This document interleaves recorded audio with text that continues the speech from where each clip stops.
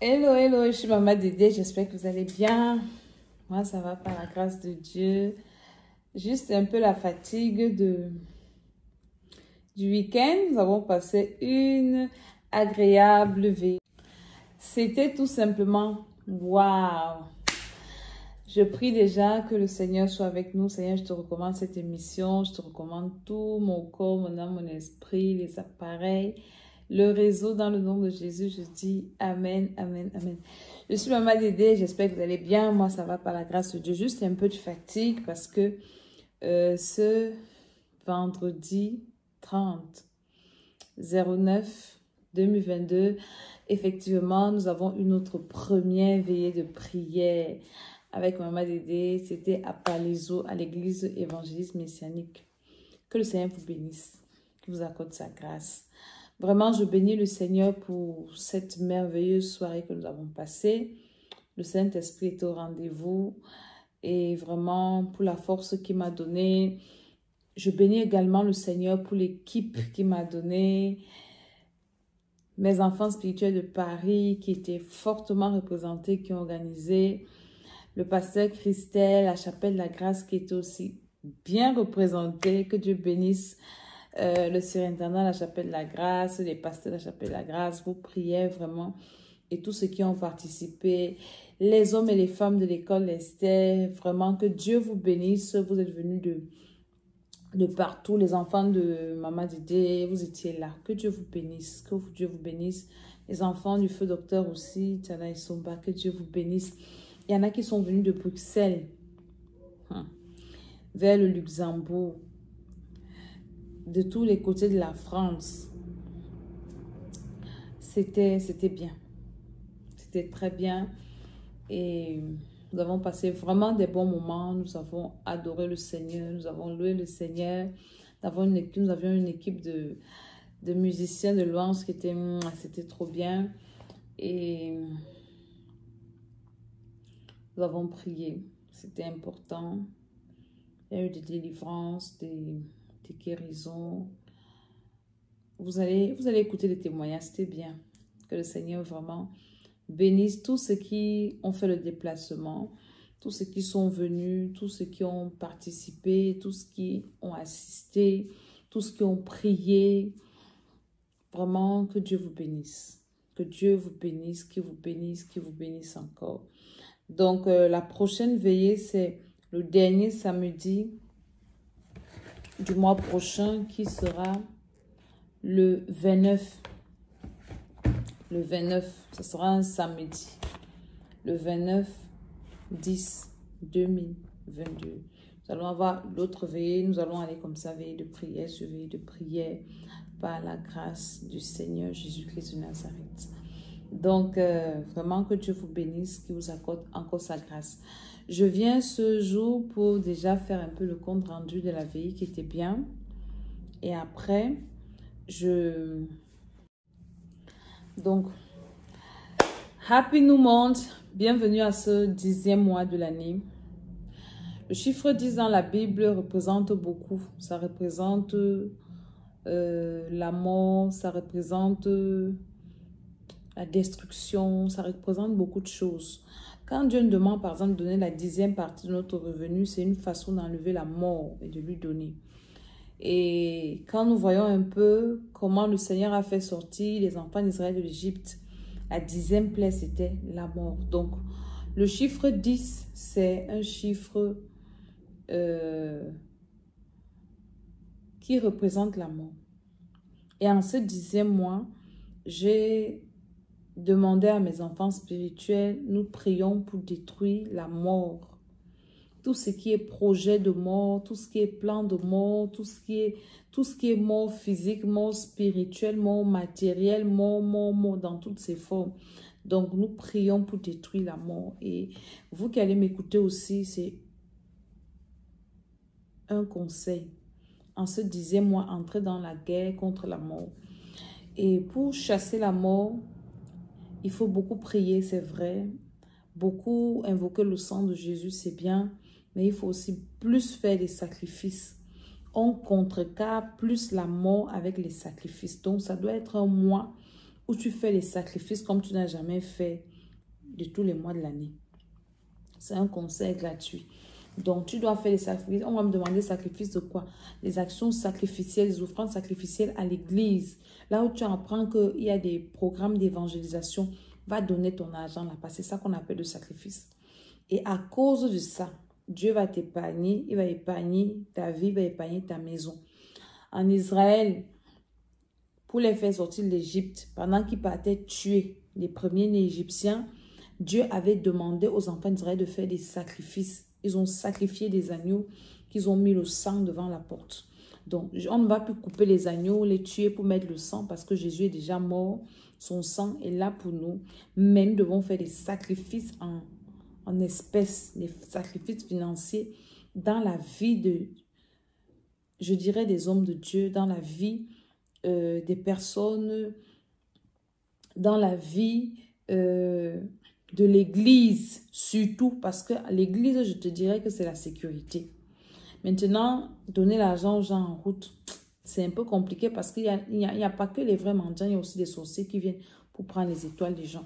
On a suivi une histoire comme ça, une femme qui avait donné son argent à un monsieur qui était mendiant, il a pris, s'est assis dessus. Dès qu'elle est rentrée, son mari l'a chassée, elle a eu plein de problèmes. C'est après la délivrance que l'homme de Dieu a eu la révélation, il a délivré. Donc, le meilleur sacrifice à faire, c'est à l'église. C'est très important. Vous devez faire des sacrifices à l'église pour racheter vos vies, pour éloigner la mort de vous. Je me souviens une année, je suivais un grand homme de Dieu sur Internet et j'ai un peu envie de citer son nom. Et vraiment, ces messages me bénissaient, moi. Et comme j'ai été enseignée dans le sacrifice, j'ai été enseignée dedans, vraiment notre ministère, le docteur, il nous a vraiment bâti dedans, c'est l'héritage qu'il nous a laissé. Donc, quand j'écoute un homme de Dieu qui me bénit, je sais que je dois entrer en compte avec ses prédications et faire un sacrifice dans son ministère, s'aimer dans son ministère. Et alors, l'homme de Dieu, là, c'est même maintenant que les gens le connaissent beaucoup. Moi je l'ai découvert depuis. Il enseigne vraiment, c'est un anglophone. Et alors, je l'ai contacté sur Internet et je voulais s'aimer dans son ministère. Je dis, homme de Dieu, tes messages me bénissent et qu'est-ce que je peux faire pour s'aimer dans votre ministère? Alors, il m'a dit, servant de Dieu, je vais vous donner un secret. Si vous voulez être béni, et c'est déjà bien parce que vous voulez s'aimer dans mon ministère, il dit, moi, je m'occupe beaucoup plus des veuves et des orphelins. Donc, si vous s'aimez dans mon ministère, c'est là-bas que moi aussi, j'irai s'aimer pour que vous soyez bénis. À l'époque, je n'étais pas encore veuve. À l'époque, je n'avais pas encore perdu mon époux. C'est là où je ne connais pas, je ne l'ai jamais vu. Il m'a dit qu'il avait des orphelins dont il s'occupait. Et alors, j'envoyais tout le temps là-bas pour ces orphelins, pour ces veuves. Je ne savais pas qu'un jour, mes enfants allaient aussi être orphelins. Et là, en fait, c'est quelque chose que je faisais déjà depuis. Et puis, je suis encore allée prendre en charge tout un orphelinat dont je m'occupais vraiment jusqu'à 2021. Parce qu'après, j'avais été éprouvée et le temps de me remettre pour renouer avec eux. Donc, le mois-ci fait beaucoup de sacrifices à l'église. Si tu es dans une église, tu vois qu'on fait les constructions, il faut donner. On parle de l'évangélisation, donne. On n'attend même pas qu'on demande. Prends des actions comme ça, dis je vais faire ci, je vais faire ça. Et tu verras que la mort s'éloignera de toi. Les veuves, les orphelins. Il faut donner, il faut faire du bien aux gens. Et avant de faire, il faut d'abord prier que le Seigneur vraiment t'oriente pour ne pas aller donner, s'aimer sur une mauvaise terre. Parce qu'on s'aime aussi sur des mauvaise terre. Alléluia. Donc, c'est par rapport à ce mois et à l'école d'Esther. Ce mois, nous allons faire la délivrance de l'homme intérieur. La fiche qui est là. L'homme intérieur, c'est quoi? Je vais vous expliquer ce que c'est que l'homme intérieur. C'est ton vrai toi. C'est ta vraie personne. C'est toi-même, en fait. C'est avec ton homme intérieur que tu passeras ton éternité. Donc, la coque là, ça c'est l'apôtre Paul appelle ça la tente. Nous sommes que des passagers là-dedans et nous allons passer. Mais notre vrai nous-mêmes, c'est notre homme intérieur. Donc, nous sommes en train de finir la délivrance de la sorcellerie inconsciente. Nous sommes après quelques jours de la fin parce que faisons 30 jours et nous allons commencer la première partie de la délivrance de l'homme intérieur sur 30 jours. Nous commençons le 10-10-2022. C'est très important. Venez vous inscrire. Ceux qui ont fait de la délivrance associée inconsciente, venez, je vous conseille vivement de continuer avec ce programme-ci. Ça vous fera un bien énorme. Alléluia, un bien énorme. J'ai des personnes qui m'appellent concernant la délivrance associée inconsciente. Des retardataires. J'ai dit, si vous êtes 10 au moins, je vous prends. Parce que prier avec une personne, c'est compliqué. C'est difficile, ça épuise, ça fatigue en même temps.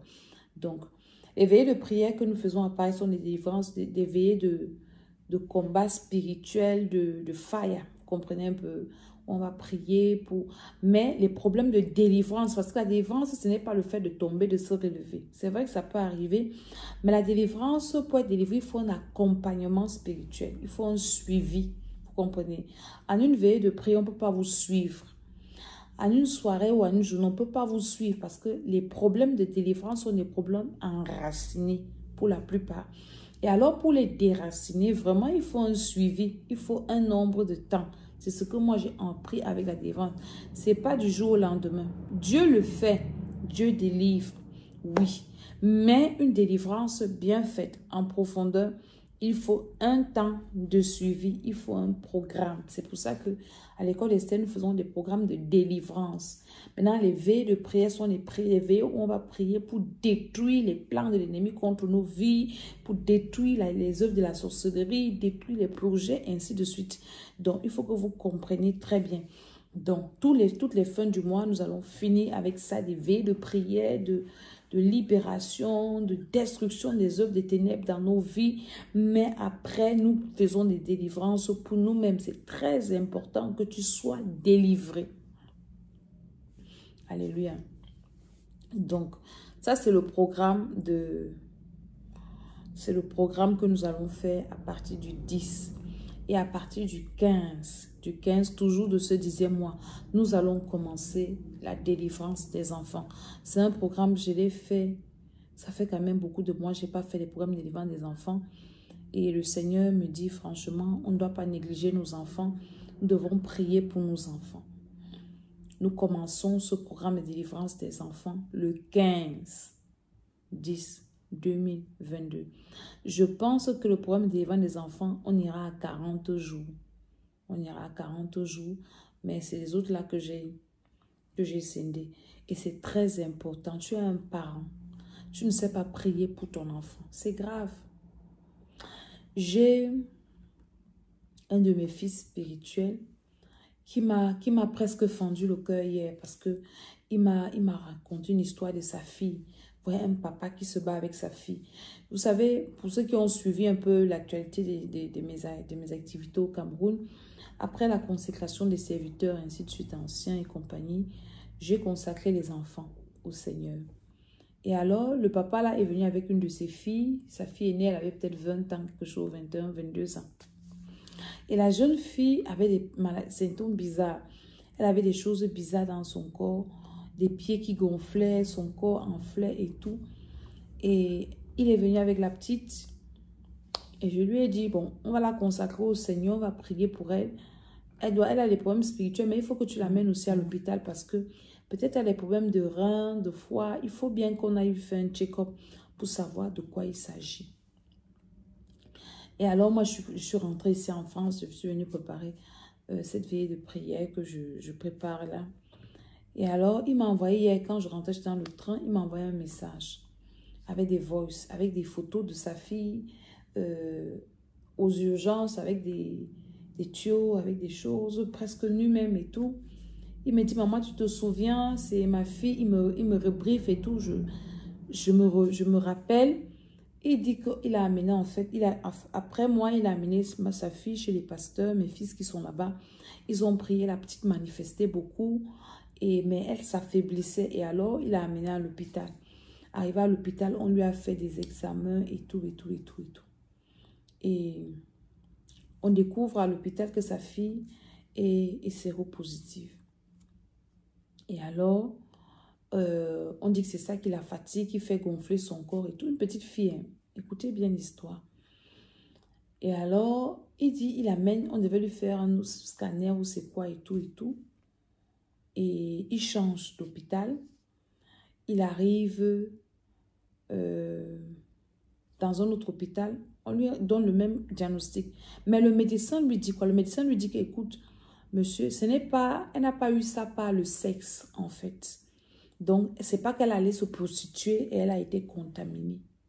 C'est que comme elle fait l'esthétique, elle est étudiante en esthétique, manicure, pédicure. Pendant qu'elle faisait ça aux gens, soit les soins de visage ou la manicure, la pédicure et tout, elle a été contaminée comme ça. Voilà une petite fille de 20 ans qui n'est pas allée se prostituer. Parce que quand on dit quelqu'un, on apprend quelqu'un le VIH, on va seulement penser, oui, elle allait se prostituer, ou ceci, cela. On commence à te cataloguer, à t'insulter, alors que il y a des choses que ça vient te trouver, tu ne sais même pas comment ça fait. Il y a des gens qui ont le VIH par couche de nuit. Hein. Moi, j'ai suivi mon défunt époux, il priait pour les gens qui avaient qui étaient séropositifs, pas les maris de nuit. Ce n'est pas que tu as mal vécu, ce n'est pas que tu as passé. Donc, il y a des gens qui vivent des choses. Il ne faut pas souvent juger les gens. Quand tu apprends quelqu'un à quelque chose, ta bouche là, tu vas commencer à dire, oui, tu es les montées, tu es les années, tu ne le connais pas. Les problèmes spirituels que les gens ont. Donc, je vous relate un peu ça. Et je vois un papa qui est fatigué et c'est un enfant qu'il a eu avant de se marier. Donc, maintenant, peut-être il arrête son travail pour amener sa fille à l'hôpital. Après, il me dit, maman, je suis seule, ma famille m'a abandonnée. Maintenant, la maman de la fille, elle aussi dans un mariage. Donc, elle a aussi quitté, elle laisse aussi ses activités dans son mariage pour aussi venir accompagner le père de son enfant avec son enfant à l'hôpital. Est-ce que vous comprenez un peu ça? C'est une histoire qui m'a vraiment touchée hier. Ça m'a vraiment, ça m'a fendu le cœur. Et j'ai dit, je vais venir parler de ça pour dire que, parents, venez prier pour nos enfants. Venons, on prie pour nos enfants parce que tu peux avoir un enfant comme ça, tu envoies seulement l'enfant à l'hôpital. Il y a des gens qui ont été contaminés du VIH par les brosses à dents, des ménagères, pas des transfusions sanguines, pas des choses, pas des trucs. La vie, c'est la prière, je vous assure. Quand nous prions, Dieu nous protège des choses même qu'on ne peut pas imaginer. Quand nous prions, le Seigneur nous garde des choses même qu'on ne peut pas savoir. C'est pour ça que moi, je le sais et je préfère me ranger dans la prière parce que le spirituel domine le physique. La prière, c'est une forme de prévention. Elle est curative, la prière, c'est vrai. Mais la prière de façon curative, c'est difficile. Ça met du temps. La prière de façon préventive est mieux. C'est mieux parce que ça t'épargne beaucoup de choses. Ça t'épargne beaucoup de malheur. Ça t'épargne beaucoup de tristesse et beaucoup de souffrance. Donc, il y a ces deux programmes-là ce 10e mois-ci. Venez vous inscrire. Mon numéro WhatsApp est là, le 07 60 09 48 18 là. Prenez ça, écrivez-moi, ne m'appelez pas, je ne vais pas vous répondre. Écrivez-moi sur WhatsApp et expliquez-moi vos problèmes pour que je vous oriente. Est-ce que vous comprenez? Donc, et c'est très important. Ne négligez pas votre vie. Vous allez regretter ça dans l'éternité. Même sur la terre, vous allez d'abord souffrir. Si vous êtes le genre de personne qui négligez votre vie spirituelle, parce que le spirituel domine le physique, votre délivrance, vous rendez compte que la vie, ça ne donne pas.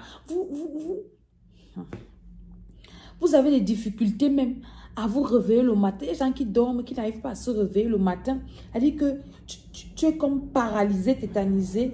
Il faut peut-être que quelqu'un vienne te toucher pour que, ou bien tu sursautes. Tu te réveilles comme ça. Les choses là, je vous parle là parce que j'ai vécu ça. Il y a des moments, tu dors. Je dormais avant que je reçoive le Seigneur. Je dors et c'est comme si quelque chose m'immobilise. Après, dans le rêve, même après, quand je viens de recevoir le Seigneur, je n'arrive pas à me réveiller. C'est comme si, je ne sais pas, je commence à prier Seigneur Jésus, Seigneur Jésus, Seigneur Jésus. Et puis quelqu'un me touche, c'est là où je saute. Vous voyez un peu ça. Il y a des choses, quand je vous parle de la délivrance, le Seigneur m'a permis de vivre des choses avant de les rencontrer, quand je viens de les rencontrer.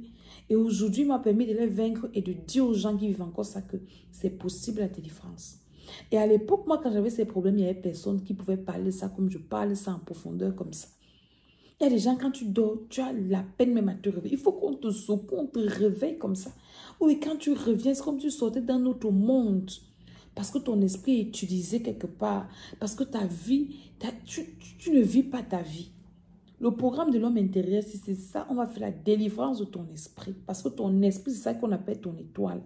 Les gens qui veulent les étoiles, mon étoile, puis on a volé ton étoile. C'est ton esprit qu'on a volé pour utiliser. Ton étoile là, c'est ton esprit. Quand tu attends ton esprit en prison, c'est que ton esprit, ton étoile est exploitée par quelqu'un qui fait de ça ce qu'il veut. Donc, je suis un peu fatiguée aujourd'hui parce que je sors de ce programme. Mais j'ai tenu quand même à faire cette vidéo pour dire à quelqu'un que ne joue pas avec ta vie. Ce n'est pas quelqu'un à un certain âge. Ce n'est pas quelqu'un qui va venir te dire que fais ça de ta vie. Et maintenant, pour les parents, vos enfants vivent des choses qui ne peuvent pas vous expliquer parce que déjà les parents n'ont pas assez de temps pour parler avec les enfants.